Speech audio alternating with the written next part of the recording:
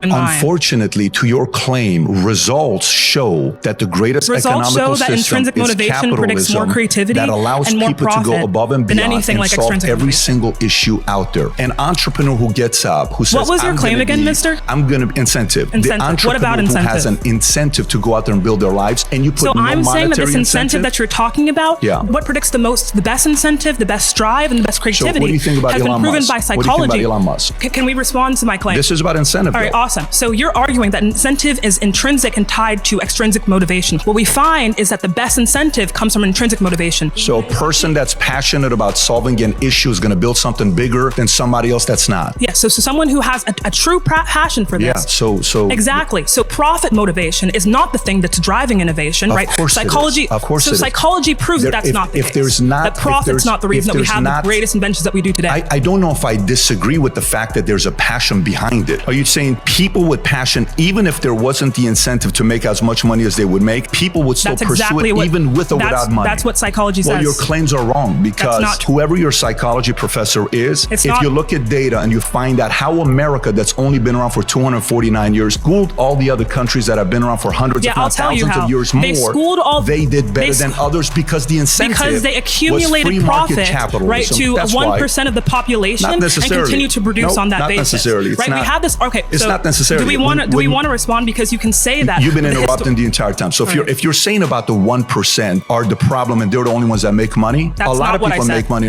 You said profit goes to the 1%. I'm explaining how it is that America becomes the dominant power that it is now, right? What we see is that because we have this engine, right, this desire to accumulate profit, we morally justify things like going to other countries, imperializing them, colonizing them, extracting their resources, right, to funnel our country, right? Social democracies in the Nordic countries don't do this. So yeah, they might not be the wealthiest power, but they have higher rates of education, literacy, human satisfaction, etc. Right? So it depends on what we actually value in society. Do we value well-being or do we value profit accumulation? Validates your point. If that's the case, people would move to those states. They don't.